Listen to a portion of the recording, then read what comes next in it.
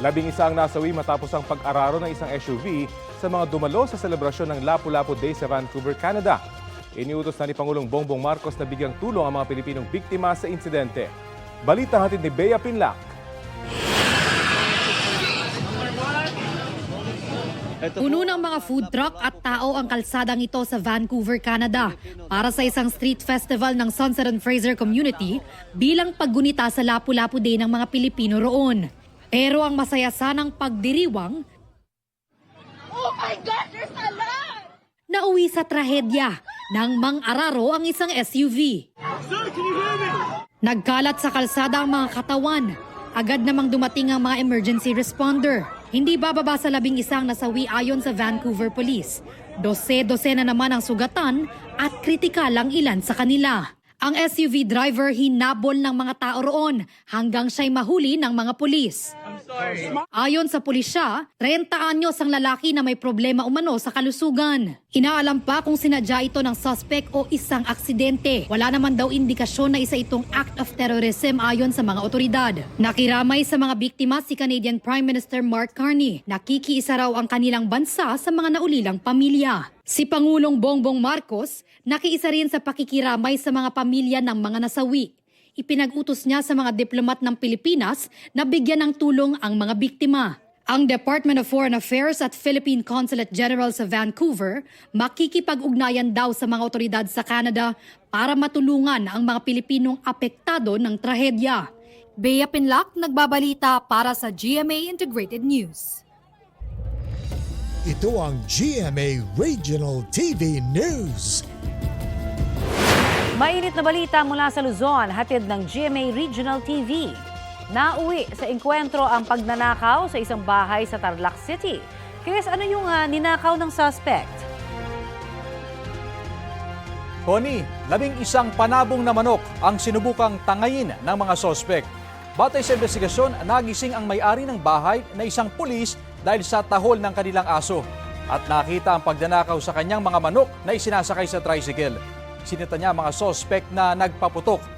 Dahil hindi naman siya tinamaan, doon na siya kumuha ng baril at hinabol ang mga sospek.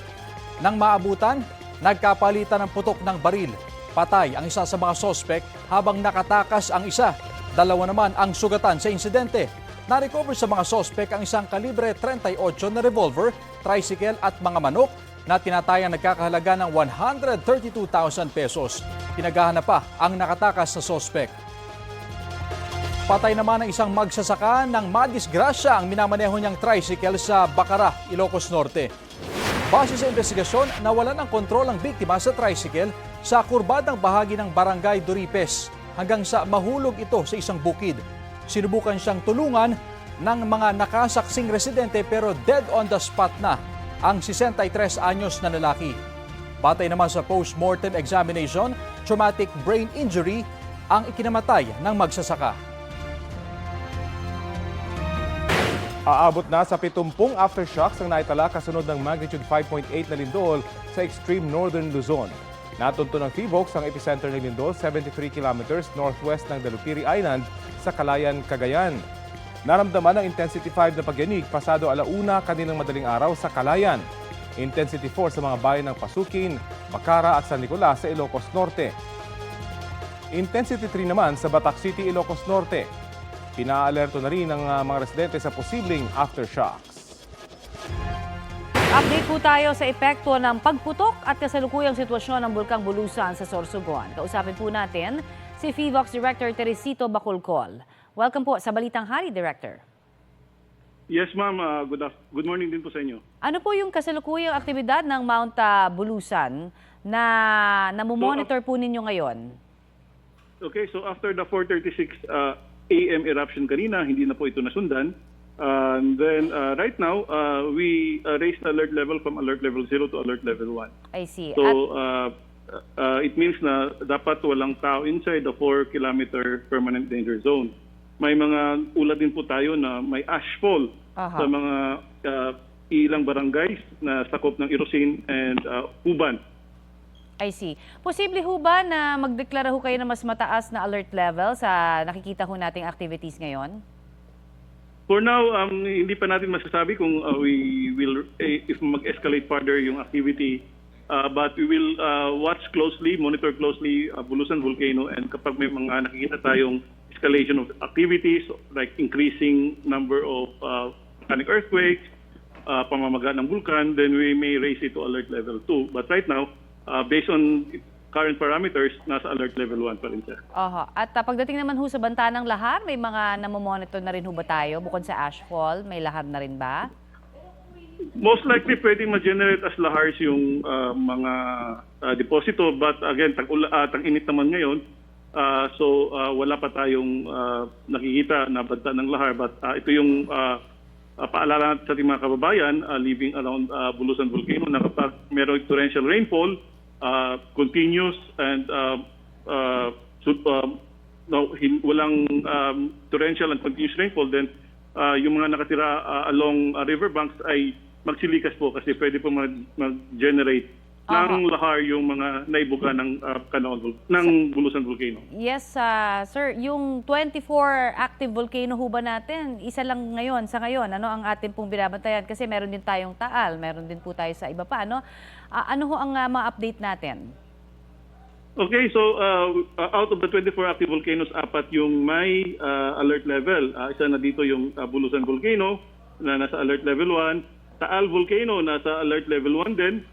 Mayon Volcano nasa alert level 1, and ang Canlaon Volcano na right now ay nasa alert level 3. Okay, so ito hong mga ito babantayan lang at posible ho ba yun? Magkasabay-sabay, although hindi naman sila syempre magkakasama, ano? Di ba? Hindi naman, walang effect ang isa sa isa't isa. Yes, walang effect yung isa't isa. Independent po yung mga volcanic systems natin sa isa't isa. The thing is, we have 24 active volcanoes, katulad ng nabanggit nyo kanina, and there's always this possibility na 2 or 3 magkakaroon ng restlessness simultaneously. Alright. Marami pong salamat sa inyo pong update sa amin. Maraming salamat din po. Yan po naman si FIVOX Director Teresito Bacolcol.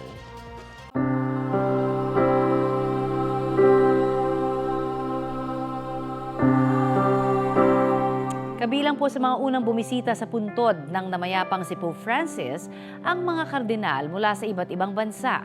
Maraming turista na rin ang piniling puntahan din ang puntod ng Santo Papa. Mula sa Rome, Italy, balitang hatid ni Vicky Morales. Dahil sa paghimlay ni Pope Francis sa Basilica de Santa Maria Maggiore, asahan daw na mula ngayon magiging paboritong puntahan ito ng mga turista. Ngayon pa lang, ang mga kainan at tindahan sa palibot nito dinudumog na at dahil paikot na sa buong basilika ang mga pila, with matching security check sa bawat bisita, umaabot daw sa higit 2 oras bago makapasok sa basilika. Nandito na po tayo ngayon sa loob ng basilika. Talagang wow, nakakabangha yung loob ng basilikang ito. Tingnan niyo naman yung mga kisame. Napaka-intricate, pati yung mga painting sa mga dingding. Ito raw yung sinasabing mother ng lahat ng shrine na dedicated kay Mama Mary. Na-imagine ko yung mga panahong pumupunta rito si Pope Francis before and after ang kanyang mga apostolic journey para humingi ng gabay. Last time na may nailibing na Santo Papa rito was taong 1903 pa. Habang nasa pila kami papuntang puntod ni Pope Francis, taimtim ang lahat. Ang tanging maririnig ay yung ilang ulit na panawagan ng mga security staff na huwag magtagal para bumilis ang pag-usad ng pila.